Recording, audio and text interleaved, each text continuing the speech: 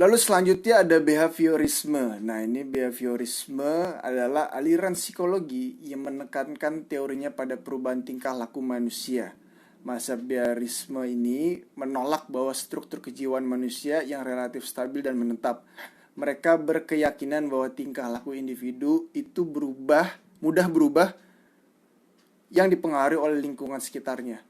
Oh ya, tadi saya juga lupa mengatakan bahwa psikoanalisis ini menyatakan bahwa struktur kejiwaan manusia itu relatif stabil dan menetap. Tapi ditentang nih oleh behaviorisme. Behaviorisme ini mengatakan enggak kayak gitu. Jadi manusia itu berperilaku itu berdasarkan lingkungan yang mudah berubah-berubah gitu, tergantung lingkungannya. Nah, menurut pandangan mazhab ini, itu manusia itu tidak lebih dari sekedar respon terhadap stimulus yang ia terima. Jadi perilaku kita itu nggak lebih dari respon dan stimulus. Artinya kalau ada stimulus kita melakukan respon. Seperti itu. Lalu seiring dengan perkembangannya mazhab ini menyumbangkan banyak teori-teori modifikasi perilaku termasuk teori-teori tentang belajar. Nah, ini saya masukkan sebuah gambar anak bayi yang diberikan kelinci yang sedang dilakukan eksperimen. Jadi ini adalah eksperimen ini namanya Little Albert Experiment. Jadi si Little Albert ini, bayi Albert ini, itu dia sedang dijadikan bahan eksperimen oleh John B. Watson, salah satu tokoh di dalam mazhab behaviorisme.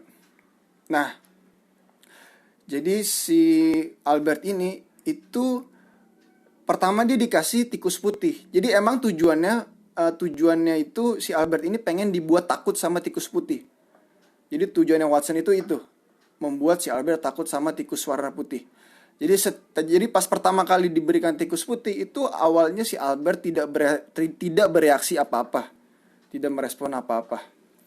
Tapi kemudian setelah diberikan tikus putih lalu diikuti dengan suara kencang, ada semacam suara pukulan yang dilakukan oleh John B. Watson, tapi bukan mukul Albertnya ya, dia mukul benda lain gitu. Suaranya kencang. Nah, ini membuat si Little Albert kaget dan menjadi takut. Jadi setiap diberikan tikus putih itu dimunculkan suara kencang itu membuat si Albert itu takut. Terus-terusan dilakukan seperti itu berulang kali sampai ketika sudah diberikan tikus putih tanpa ada suara kencang, itu otomatis si Little Albert sudah takut. Jadi si Little Albert sudah takut sama tikus biarpun tidak ada suara kencangnya. Bahkan melihat dari jauh saja sudah takut. Nah, ternyata eksperimennya malah melebar kemana-mana, artinya memiliki efek samping gitu. Ternyata si Albert ini bukan hanya takut terhadap tikus putih, tapi hewan berbulu lain juga takut. Nah, di gambar ini diberikan kelinci juga ikut takut, nangis. Nah, bahkan di salah satu artikel saya lihat menuliskan bahwa si Albert ini ketika sudah besar masih tetap takut sama binatang-binatang. Artinya kasihan sekali ya. Eksperimen mengorbankan manusia menjadi takut gitu terhadap hal lain karena perilaku eksperimen yang dilakukan. Ya harusnya sih dibalikin lagi kan gitu kan, biar adil atau biar baik, biar bijak. Nah, ini juga yang menjadi salah satu kritik untuk mazhab behaviorisme tentang eksperimen ini yang memiliki efek samping terhadap manusia juga memiliki kelemahan. Jadi eksperimen behaviorisme ini juga banyak menggunakan binatang ya. Enggak setiap eksperimen itu menggunakan manusia. Contohnya eksperimen Ivan Pavlov tuh dia hanya menggunakan anjing sebagai objek eksperimennya. Nah, dari hasil eksperimen terhadap anjing itu dia buat teori psikologi yang ditujukan kepada manusia. Kan aneh jadinya. Masa eksperimennya terhadap anjing tapi kok teorinya untuk manusia? Ini kan berarti kita disamakan sama anjing gitu kan. Padahal kan manusia beda sama anjing. Nah, terus maksudnya respon dan stimulus itu apa sih maksudnya? Maksudnya gini, jadi setiap ada stimulus yang dibentuk, yang di setting tertentu untuk memunculkan respon tertentu, itu maka responnya akan memiliki hal yang sama jika diperkuat. Nanti ada lagi topik nanti makanya muncul variabel reward, punishment, dan reinforcement. Itu tujuannya untuk menguatkan agar si respon ini tetap terus ada, biarpun stimulusnya nanti nggak ada, responnya tetap seperti itu. Contohnya apa? Contohnya misalkan ini pengendara motor di lampu merah itu kan sering melewati batas zebra cross, harusnya kan berhenti di belakang zebra cross. Nah, itu saya waktu itu melihat di salah satu video yang sempat viral juga, ada pengendara motor melewati garis zebra cross itu, terus dia langsung diperingatkan oleh speaker lampu merah yang suaranya kenceng, sehingga kedengaran sama pengendara lainnya juga. Nah, ini kan menimbulkan efek malu ya, karena ditegur lewat speaker, diliatin orang banyak, akhirnya si motor itu mundur sampai ke belakang zebra cross. Nah, ini kan baiknya. Jadi stimulusnya itu speaker, lalu memunculkan rasa malu, dan responnya adalah mundur. Responnya adalah taat gitu. Nah, permasalahannya adalah gimana caranya untuk mempertahankan respon ini, yaitu taat berada di belakang zebra cross tanpa ada stimulus, tanpa harus dikasih speaker mulu. Kan gak semua lampu merah ada speakernya gitu. Nah, inilah permasalahannya. Nanti makanya muncul reinforcement, penguatan, bagaimana cara menguatkan agar perilaku itu tetap muncul, serta ada punishment, hukuman, dan ada reward, hadiah yang bisa digunakan untuk memperkuat perilaku. Nah, ini juga yang makanya nanti dipakai oleh para pendidik gitu, para guru dalam mendidik murid, para orang tua dalam mendidik anak. Nah, itu dia pakai juga konsep-konsep dari behaviorisme ini. Selanjutnya kita masuk ke mazhab humanisme. Nah, ini mazhab ketiga yang saya bahas, itu adalah aliran psikologi yang menekankan pemahamannya pada kekuatan dan keistimewaan manusia. Manusia memiliki kehendak untuk berbuat atau free will. Menurut aliran ini, manusia lahir dengan citra dan atribut yang baik dan dipersiapkan untuk berbuat baik pula. Di antara citra baik tersebut adalah sifat-sifat dan kemampuan khusus manusia seperti berpikir, berimajinasi, bertanggung jawab, berestetika, beretika, dan sebagainya. Artinya mazhab humanisme ini muncul juga sebagai kritik atas mazhab-mazhab sebelumnya seperti psikoanalisa dan behaviorisme. Jadi menurut humanisme bahwa manusia itu nggak hanya dibentuk oleh lingkungannya aja, bro. Nggak begitu juga, bro. Jadi manusia itu punya kehendak untuk bertindak sendiri, punya kemampuan untuk menentukan tindakan sendiri tanpa dipengaruhi oleh orang lain gitu. Nah, ini yang disebut free will itu tadi.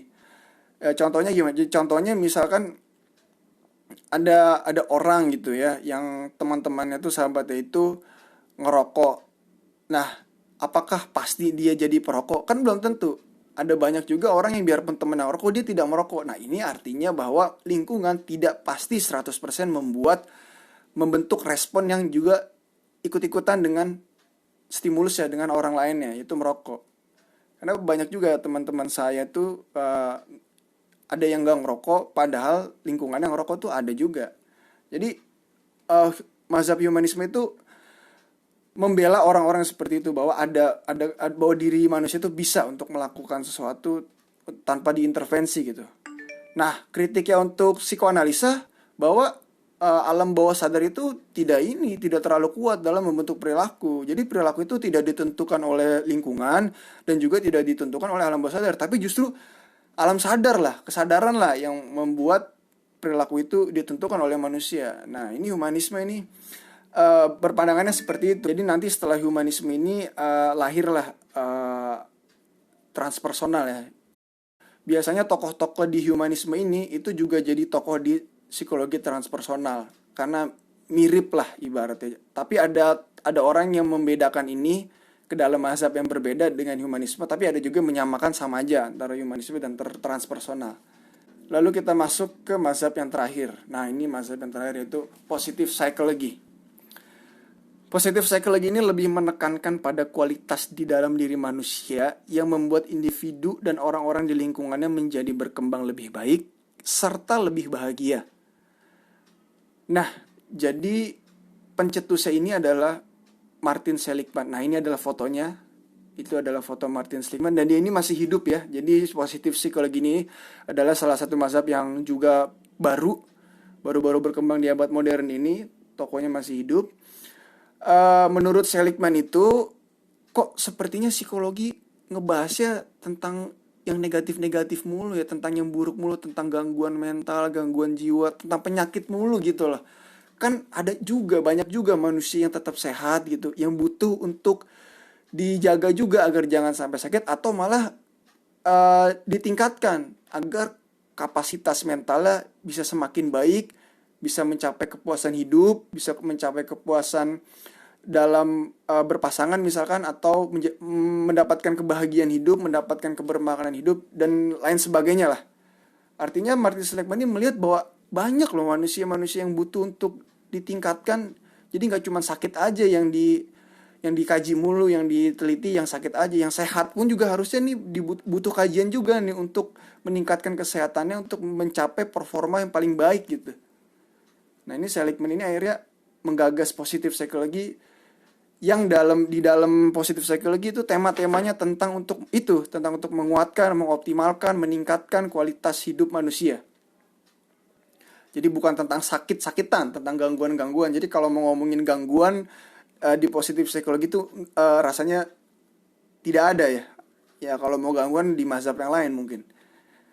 Nah ini ada 3 dimensi pokok dari pembahasan positif psikologi. Pertama positive subjective states, kedua positive traits, ketiga positive institution. Nah yang pertama ini positive subjective state ini itu adalah emosi, sifat emosi dalam diri kita. Seperti bahagia, enjoy, relax, kepuasan hidup, ya, rasa syukur gitu dan sebagainya, itu bersifat emosi.